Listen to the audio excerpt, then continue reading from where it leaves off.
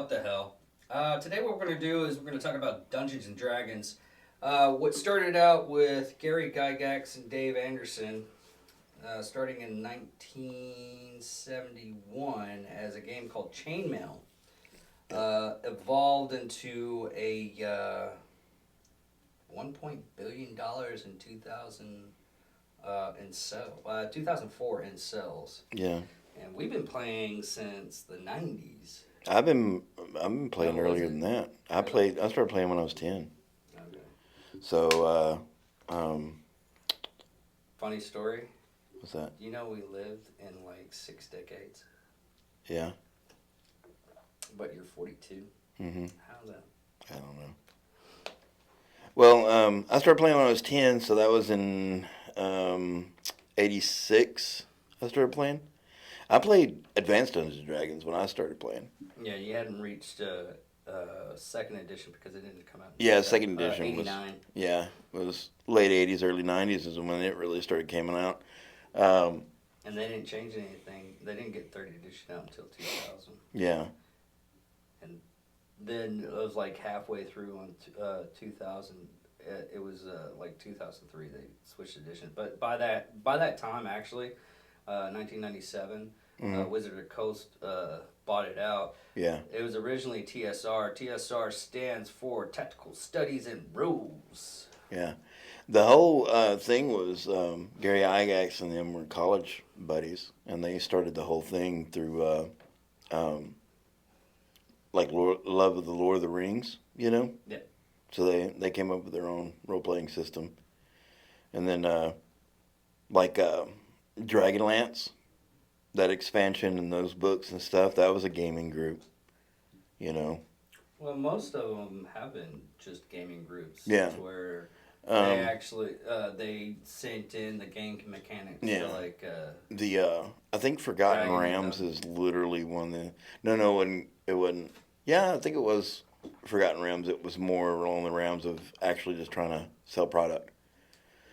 Yeah, You because they you had have the books. yeah, you have Greyhawk, which is the original Dungeons and Dragons world, which all them came up with and everything else. We played on that world, and Yeah. then Forgotten Realms was their first.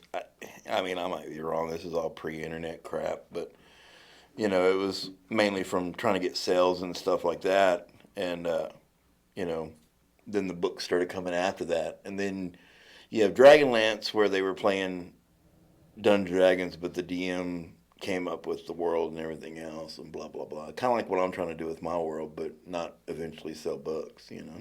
Just come up with my own world. Yeah. But I mean, Well, just recently they started doing the whole open game license. So yeah. you Well, they can have did a the D20 D20 system. system. Yeah. Yeah. Well, that was God, was it over a decade ago? Because we really stopped playing through our 30s for the most Uh, part. I mean, we yeah. did here and there, but most of my gaming was from my teens and then 20s, and then very little, very very sporadic during the 30s, and here recently because Braden decided he wanted to start role playing, which is always a parent's dream is, oh Actually, my you kid know wants to what? play I D&D. think about it. The only reason why we stopped playing was because we were playing well. Yeah. Well, that and it was also getting harder and harder for everybody to get together. But yeah, Yeah.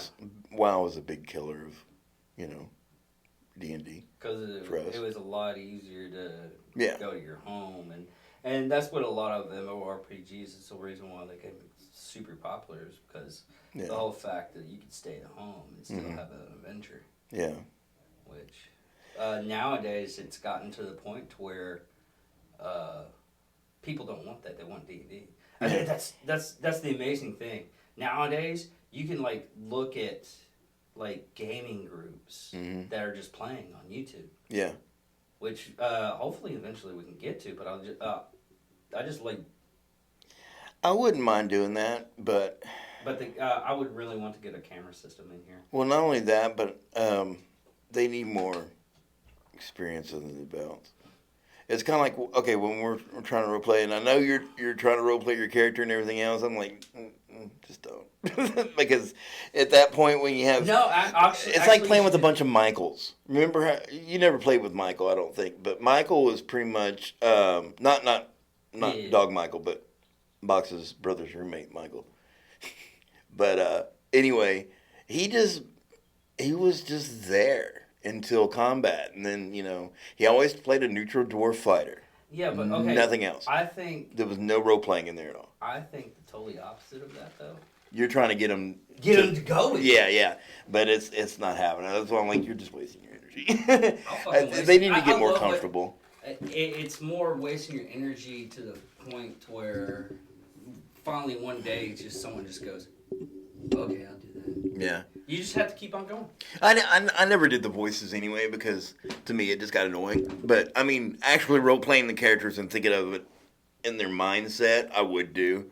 But I would just talk normal because I tried doing the voices and it hurts. It hurts. It hurts so not only bad. that, but it's like when you were role playing, you literally switched accents like 6 times in the same conversation. That was because it kept on hurting. I was trying to get the right thing. And I'm just sitting here thinking, you sound an awful lot like a dwarf at this point, but you're not playing a dwarf. He's Scottish. Yeah, dwarves are always Irish or Scottish for some reason, but why is that? I have no earthly idea. That is actually a good.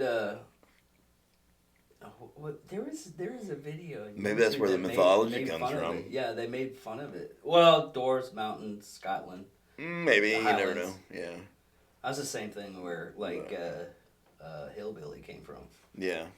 Hillbilly came from people that believed in William the Bruce. Yeah. And they lived up in the mountains, and they called them hillbillies. Mm-hmm. Same thing. Getting them used to role playing though is going to be the hardest part.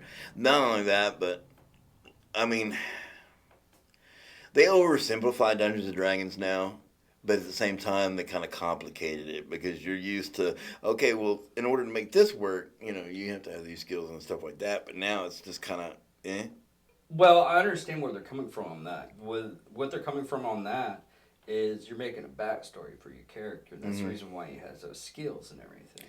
Well, no, no, that's not what I'm talking about. I'm talking about like, how can I explain it? Like, okay, this is not exactly what I'm talking about, but okay, like, remember the skill list that there used to be? There was a long ass skill list, and that always complicates. And to me, it made it simpler because I automatically know, okay, well, I need you to roll a blah blah blah check. And they knew to just go down the list and roll that check. Now I'm like, okay, well, would this be more of a will check or would this be more of a, you know what I mean? Or if, check this and that and that. And you have the same thing with Vampire the Masquerade. Yeah. But they actually told you this is what you should roll and everything like that. Yeah. But I looked at your story handler screen or game master screen, DM screen. And it doesn't have jack shit on a lot of that stuff. It is just very vague and everything. Yeah. It's like when we were looking up, it gives you an advantage. Well, we had to scour through the book to figure out what the fuck advantage meant. Yeah, and it's actually the first part. Yeah. It was literally in the first couple of pages. I mean, and like I said, that made it easier too. Yeah. Well, trying to simplify stuff, sometimes you kind of complicate stuff. It's kind of like, okay, for example, the thing that we always like to bitch and joke around about. In original AD&D, the DM's manual had charts in it for every class and monster levels. And, the armor class went from 10 to -10, okay? 0 being, the very middle. Like, basically you're wearing full plate with a shield, pretty much. It's not magical yet, but getting there. Challenge rating or whatever you call it. Well, it's armor class is what it was. But, and in the old book, they used to have it to where you had to look in the chart and then you rolled against that chart. Well, they simplified it by going to THAC0 to hit armor class 0. And while they simplified it, they also complicated it. Like, you're like, oh, well, you have to, and once you were used to the system, it was quick and easy, yeah. But to learn the system, not so much, and all that good stuff. And then finally, I think they finally fixed it in my opinion, when they went to third edition, and they really haven't changed it since, where everybody starts off with 10 armor class, and then it goes up steadily, from there. Yeah, because I think it was Wizards of the Coast that didn't like it, Yeah. and they just changed that. Yeah, so third edition got rid of the THACO system, which, was great because we loved and praised the hell out of it. But And they've pretty much kept that system even all the way up to 5, I think every gaming system kept that started that system. Yeah. I mean, if it's a D20 system, it's pretty much keeping it, yeah. But, like I said, sometimes when you simplify things, you also complicate things. And in some cases, I really honestly wish we were still playing 3.5. To me, that's why 3.5 was more That's why enjoyable. they invented Pathfinder. Yeah. Well, it's to be able to keep it, yeah.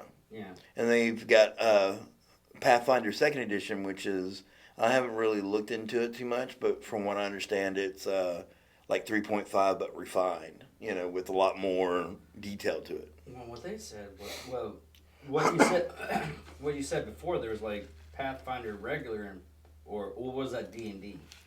Was What do you mean? Pathfinder regular and Pathfinder Advanced?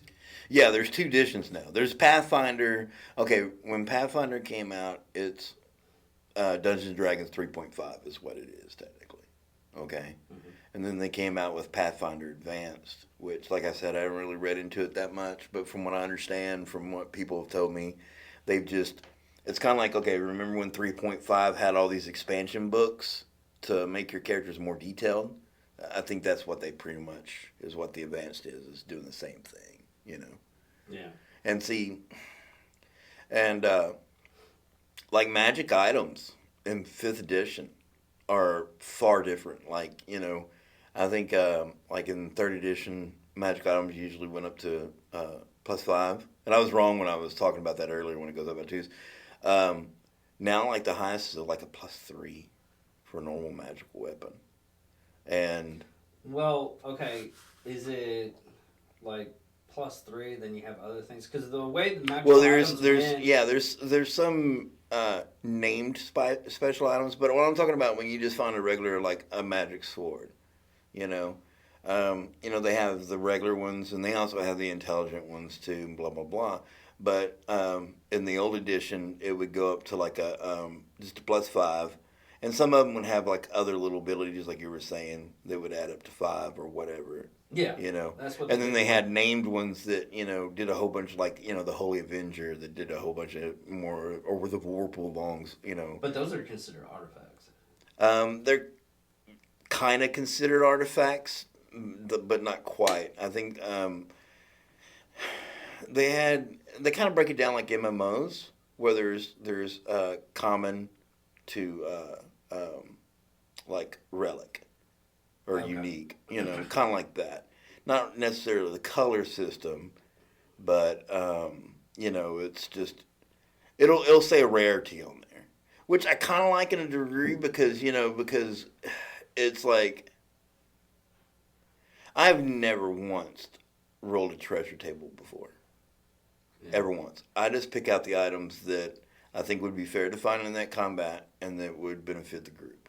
Now, on that, when you do the magical item, you just got to remember this: if it's green, blue, purple, or orange.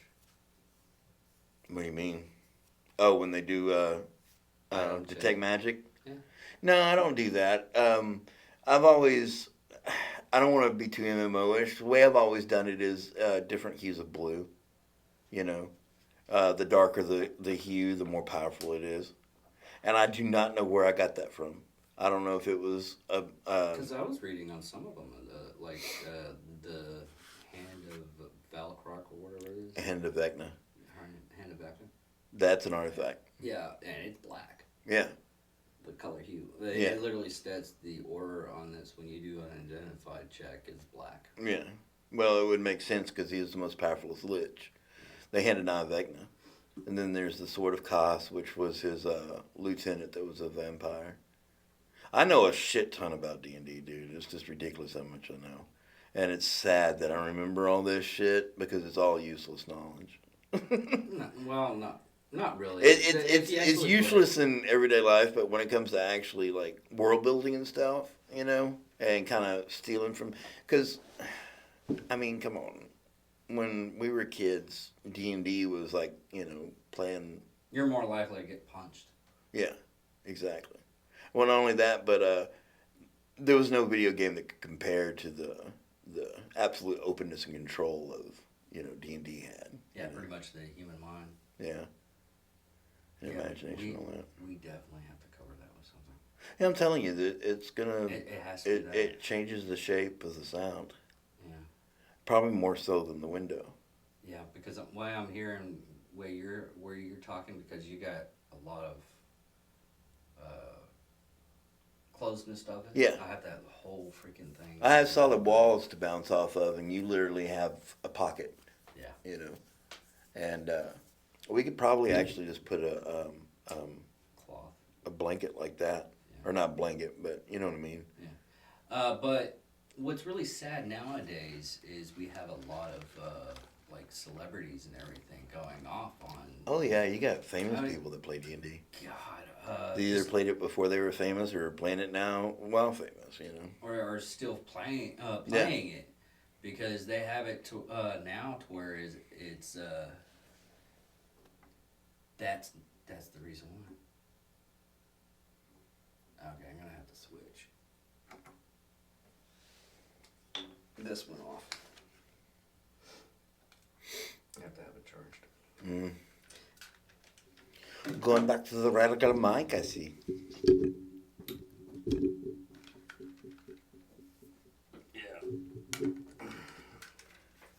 Yeah, the battery went out on it. That's Yeah. I was not just good. using your mic.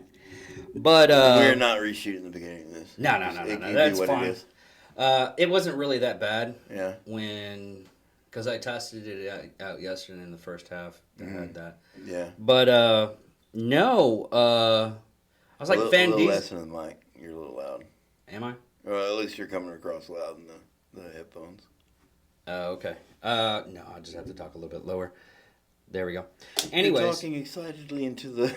well, it is actually kind of exciting because it wasn't until like recently that I say about 10 years. Well, 2000s. We found out like Van Diesel's been playing it since he was a kid. Well, 2000s is when, you know, being a nerd became cool. Yeah, I think it was the $1 billion sales in 2004 that people started noticing it. Yeah. Because back in our time frame, if we talked about that we were playing D&D and everything, it was, oh, you're the devil. Yeah. You worship the devil. Oh, well, my gaming group literally quit playing Dungeons and Dragons because that one dude, I want to say it was in Chicago, that he got addicted to, I'm going to say, he got addicted to something. But anyway, he thought he was a paladin and started killing hookers. You know, it was big news, and we stopped playing that because my DM at the time, he was either related to or friends with the guy. There was some kind of, you know, so it was kind of, you know, oh God, and you know, it was your devil worshiper if you play Dungeons and Dragons, you know. That was more 80s though, and 90s started rolling about, and it was less taboo, but it was still nerdy, you know. Yeah. And it wasn't cool to be a nerd back then. It's like literally a lot of the girls that I used to talk to and stuff back in the 90s and stuff, I was referred to as the cool nerd. You know what I mean? No, half the time I got it to where it was, oh, really? I got that face. Yeah. You still kind of get it sometimes now, but not as much. No, not actually as much. totally opposite. Younger girls. No, well, It's still people of our age is still kind of you're not an adult or whatever. You know, it's that. Not all.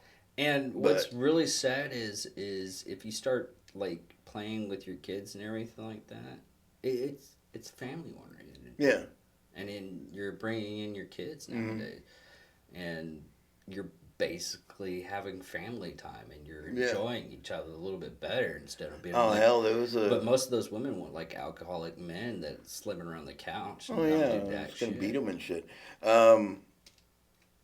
I was friends with this one girl that their entire gaming group was the family. That was it. It was two brothers, her dad, and mom, and they were they gamed.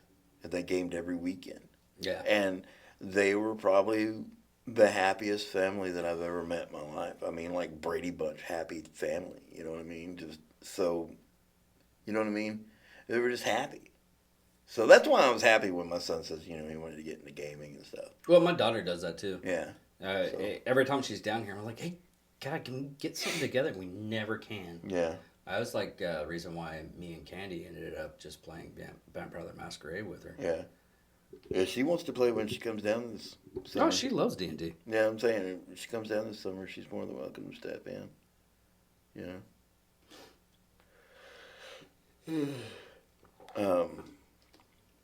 Maybe by then we'll actually understand 3.5 or 3.5, 5th edition all the way. I'll probably understand it a little bit more because of faster learning. Yeah, well, it's not. Well, not faster learning. It's just like I go over stuff over and over and over until I got it. I can generally, if it's something that entertains me, reading it once, sometimes twice. Yeah. I'm good. I can always. It's kind of like I think it was me and you were joking about it. We can basically read it once, and we have a vague idea of what we're talking about. So we just need to get it to where you're the other 50% than me. No, what it is once someone starts questioning us, and then we start questioning ourselves. Yeah, it is exactly what it is. Mm-hmm. Because every time you questioned me on it, I was like, "Is it that?" I have to go in and look at it. Yeah, and it irks me a little bit that it didn't retain right. Mm-hmm. It makes me feel belittled a little bit because of that. Yeah, but in the same token, I go over it again. I'm like, "Oh no, it's this. Are you sure?" Well, toss it. With me, when I'm saying, "Are you sure that's it?" is just make sure that we're on the same page with what we're discussing too. It's never, But it's that it's when I did it with to you that one time too. You did the same damn thing. You're like, "Is it?" Yeah, well, sure? I know that. But I don't feel belittled when people question me about something. I'm like, "Is it?" Let me go check. Well, I don't want to say I feel belittled. It's just. No, I kind of feel belittled because it's like I don't know it, and it's not the other person belittling me; it's myself belittling. Oh, it's yourself. Yeah, you're not feeling belittled. I was about to say, apparently, I'm a lot thicker skinned than you. No, but it's your own self doubt. You're literally your worst enemy. Yeah, type thing. But it got to the point to where, like. 2000, probably about 5 or 6, it started actually getting like really, really popular. I guess I don't. Well, no, that's what I'm looking at. To keep track of times and stuff, all of it flows together with me. All I remember,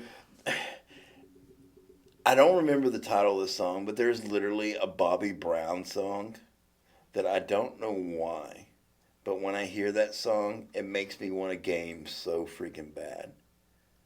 I guess I need to find that and play it on repeat. I don't know what Bobby Brown song it is, but I'll have to look it up. But for some reason, every time I hear it, I want a game. I guess because maybe I heard it after I left a really good gaming session or something, but, Well, music does that. It like connects. Yeah, it's like smells and stuff like that, yeah. But this song, I can't remember which one it is, but it literally, every time I hear it, it makes me want a game really bad.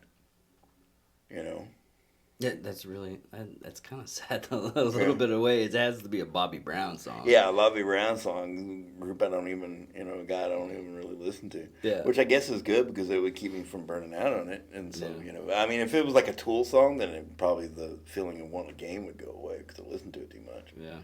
So I need to figure out what song that is and start listening to it right before I start writing a campaign. Here's something I wanna take a look at: the city-state of the Invincible Overlord. What? Yeah. Here, let me. You got your phone on you? No, it's in the other room. Okay. Because you would have to log into Facebook for me to do it, but.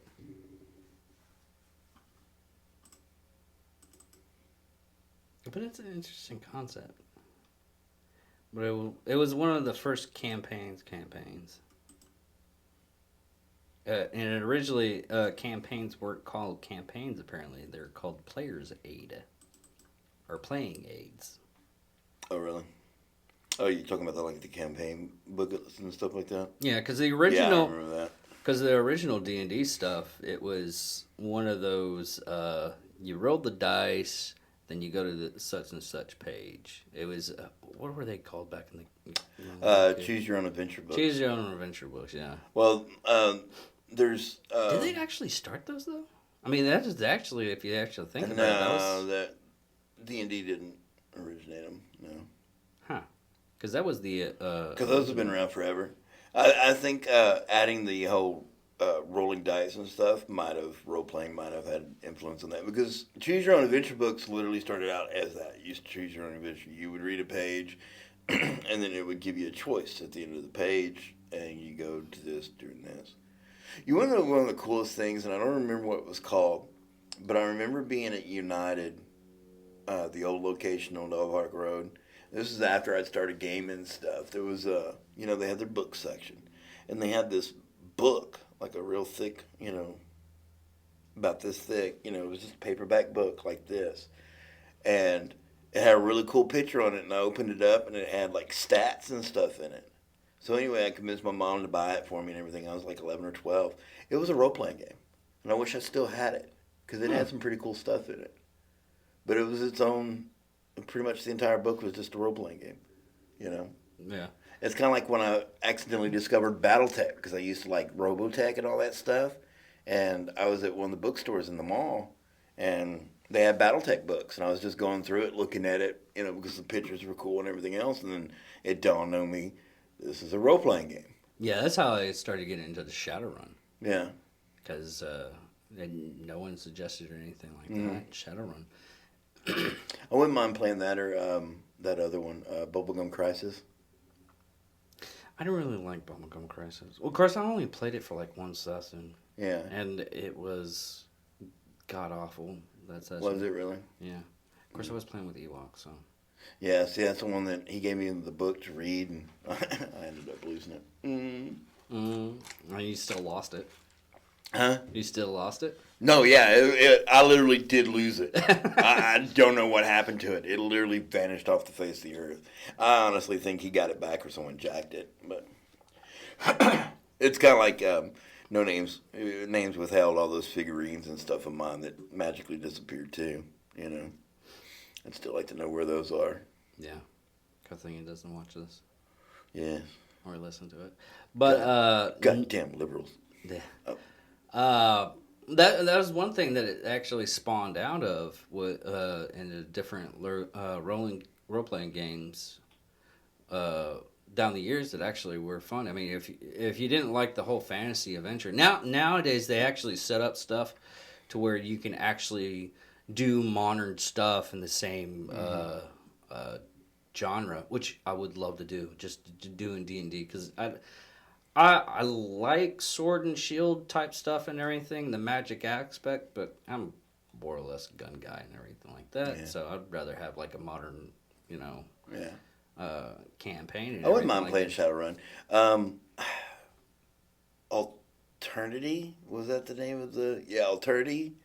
Was that space one that we the space started? adventure one. Yeah, the one that would take literally 3 hours to roll up a character. Well, nowadays they have it to where it's a D20 system. It was still, I think, it was D20 system back then too, but it was a really complicated. It was complicated because literally you had your stats, okay, but then you took those stats and there was mathematical problems to figure out other things and everything else, and you had to go all your abilities, all your scores, everything. You had your base that you rolled, D20. But then the rest of the character sheet was like a math test. That was the same thing with Shadowrun. Was it? Especially if you're going into the Matrix type deal. Actually, I think it was called the Matrix. But anyways, it was doing the computer hacking and everything like that. You're basically taking your character, going in. Yeah. And you had a lot... Oh, God. I'm talking about physics. Yeah. Like hardcore physics. Would you be interested... in playing a zombie role-playing game if I made one? And It'd have I mean, guns. well, okay, take it like this way. On something like that, they probably already have it. I'm They, guaranteed they they do have they do have something some like they that. have some systems out there, but the ones I looked at I didn't like. I'm Yeah, you talking can just about. make a D20 system. Yeah, I Yeah. was gonna make a simple system that wouldn't be hard, you know, and Yeah, all that as long stuff. as it's not like the And then superhero, I would do it like you did the vampire campaign. the dot system, No, no, no. or No, it'd be a D20 system like D&D, but in a way. But I'm talking about with your when we campaigned in the Vampire Masquerade, you did it here in Wichita Falls. oh, okay, yeah, I would do it that way, you know, have our city map, and you know where shit is in town. You know what I mean? yeah. Does that make sense? No, that makes perfect And then sense. you know I would do it that way. I think it'd be fun. I mean, it wouldn't have to be like a you know long ass campaign or nothing. It'd just be kind of a let's see where it Well, that goes. was like the campaign that I wanted to run Pathfinder when we actually were playing Pathfinder at the time. Was that whole military style campaign where Yeah. we're all special forces Yeah. and something happens, and the whole idea of that campaign was just, no one has a character sheet except for the DM, and then you eventually learn what your character Yeah. is Yeah. because they all have an amnesia. And if I find anybody that's playing that and doing that, I will hunt you down. That's my idea. Mine. My idea. But you know, I think it'd be kind of fun to do. I started writing one. I'm gonna say 8 years ago. You know, but it didn't get very far because I didn't have anyone to play with. It was when I was talking to Pizza Hut, some guys that I worked with up there. That's the reason I started writing it. But then I moved away, so I didn't have them to play with anymore.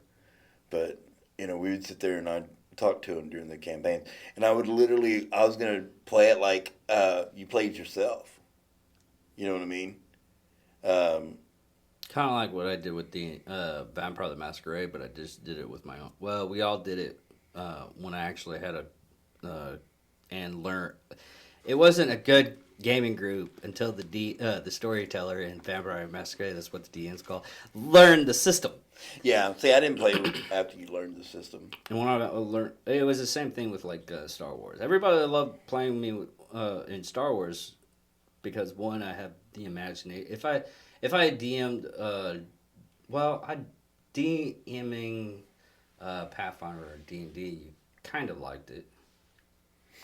I don't think you actually played that much with. No, No, I never played Pathfinder no, with no, you. no, not even Pathfinder. We didn't have any. The only role playing that I've done with you, as far as you running it, was It was Vampire. someone running. It was someone else running Yeah, it. Vampire. I'm talking about the ones you ran. Vampire. Yeah. And it was fun in the sense that, you know, it was fun. It really was in the sense of, you know, because you did it here in town.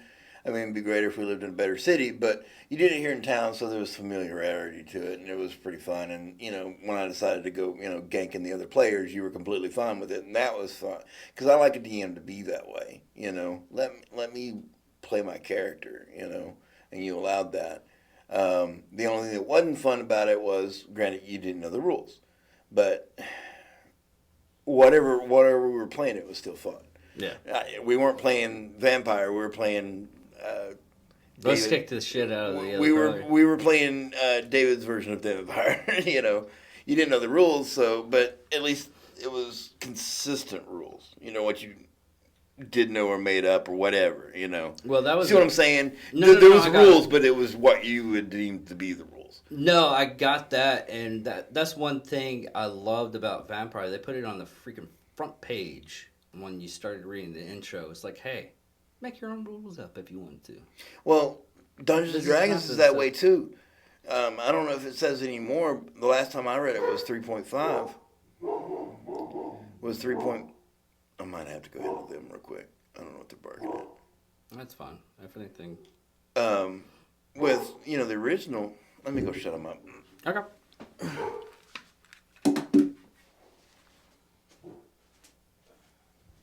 Don't beat the dog because it's still a corner. I might keep that in there. I never beat them. Hey, now stop. Bad boys.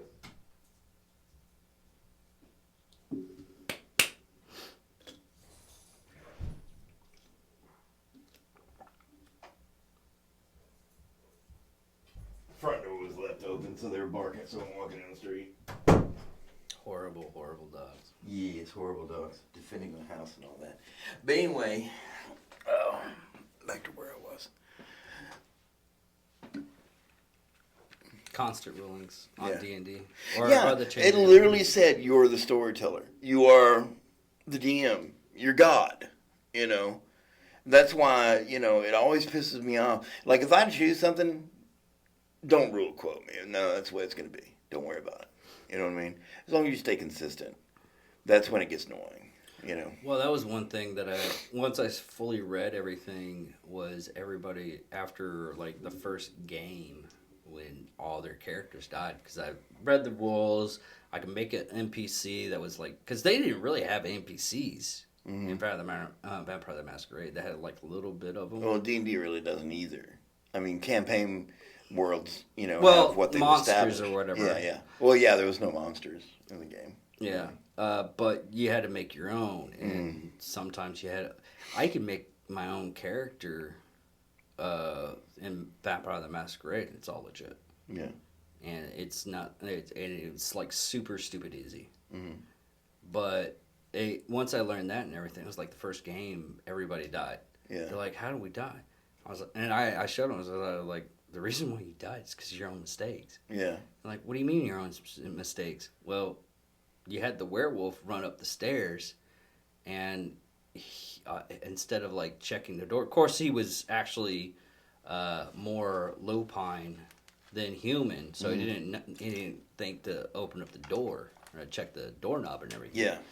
But it was a feat everybody took, was called common sense. Oh yeah. Or merits and flaws in Vampire the Masquerade. Yeah. And it was just common sense. Mm-hmm. Basically, because everything they did in there was, as like one time, one person just shot out. I was like, oh, can I ask you something about the vehicle? Yeah. Are the windows up or down? What do you mean? What does that have to do anything? They shot the gun. 50 cal. 50 cal Desert Eagle. In a car. With the windows rolled up. I was like, all right, you take sonic damage. Yeah. It's like, sonic damage from what? The fucking gun. That's why. That's Like- kind of like like Fireball in the game. Of course, it's 5th edition, the way they've done things, it conforms to the space given. So if you cast a 30-foot radius fireball in a 5-foot by 5-foot corridor, it's expanding past that 30 feet, the directions, because it. Quit using actual physics. No, it literally said it would do that. Oh, really? Yeah. Well, because it's physics. Yeah. That's what actually happens. Yeah, it took up so much cubic feet, and that's what it would stay within. You're supposed to do that. Now, if they eliminated it, I don't know. It's kind of like casting lightning bolt. Lightning bolt goes 120 feet, and if it hits something, it reflects, right? So you could be in a hallway with the end of it 20 feet away from you and cast it, and it would bounce back and forth until the 120 feet's done. Or if you're underwater and you cast lightning bolt, instead of being a lightning bolt, it becomes a lightning ball, and it takes on the same dimensions as a fireball, but underwater. Well, it was like that one time when I had the wizard do shock after I had just put a casting create water, and I just dumped it onto the floor and everything. Just did shock, and it just shocked everybody. That was in that campaign that we were running, wasn't it? That was a campaign I was running Pathfinder, wasn't it? Yeah. Over there at your apartment. Mm-hmm. Yeah, I remember that.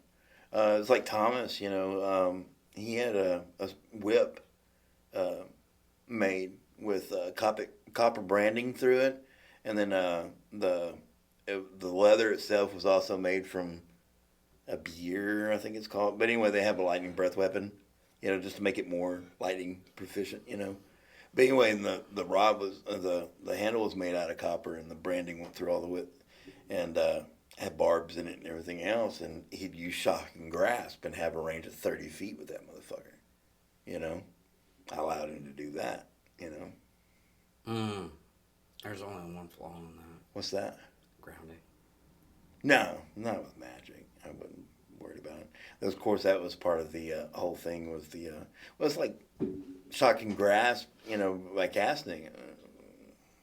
Yeah, I can understand that at times, but also sometimes when gaming with and using actual logic, Yeah, logic a little bit on certain stuff and everything.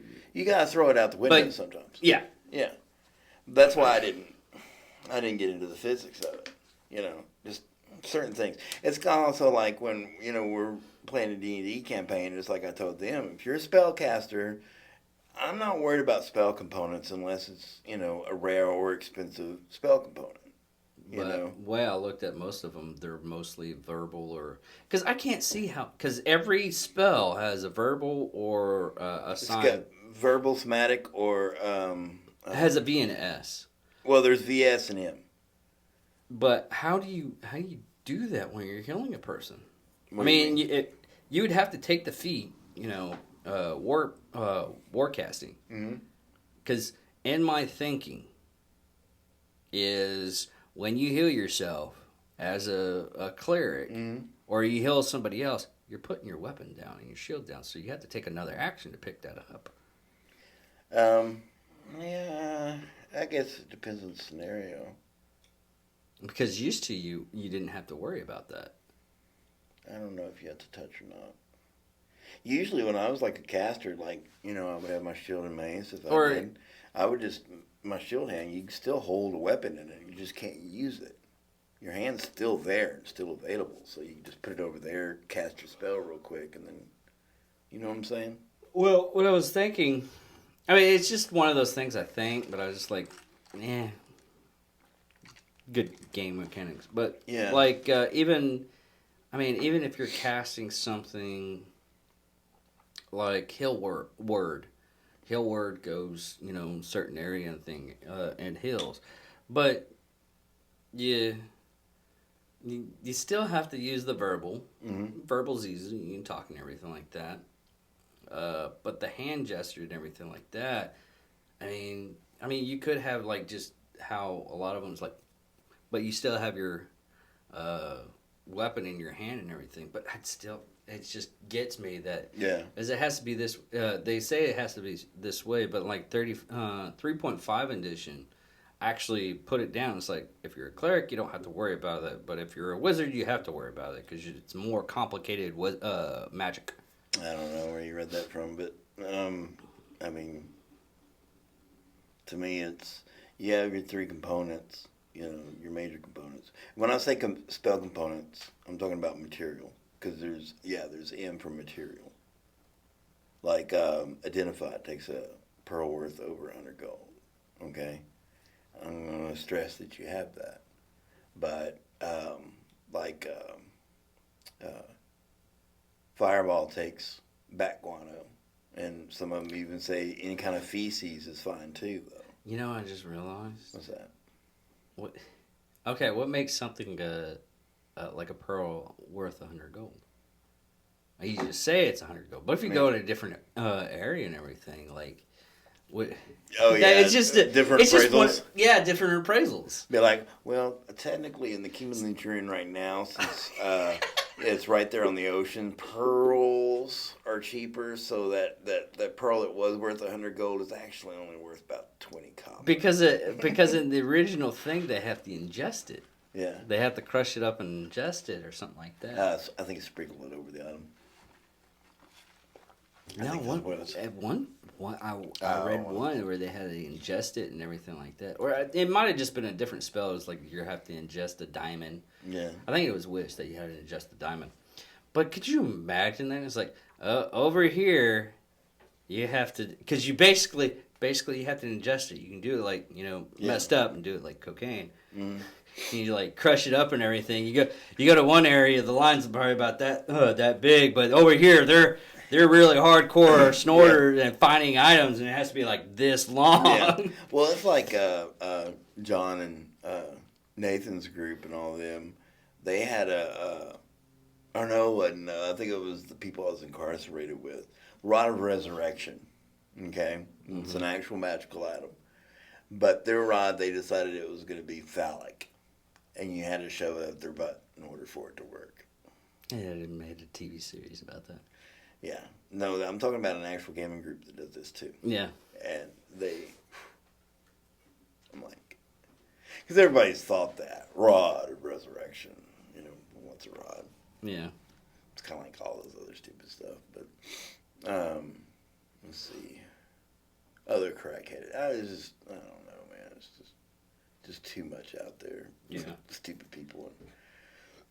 Well, we can call it quits for right now. We can go over other games next time. Okay. Because this is actually one of the interesting ones that we actually could get into. It's something that we're passionate about and actually know stuff about. Yeah, I think if anything, we'll just go over all the small stuff on D&D because I really want to go to check out I'll put it in the description. I actually started putting stuff in the description. It's called The City State of the Invincible Overlord. That was the actual first campaign. It actually seems very interesting. It was like all that glitters is gold. That's another original old school campaign. I mean, you can just go down rabbit holes about campaigns and just talk about them. Do there's for D&D? There's so much. There really is so much stuff, and I'm happy about it because of that. But we'll go ahead and call it a quit on this episode of What the Hell. What the Hell? I'm David Dickerman.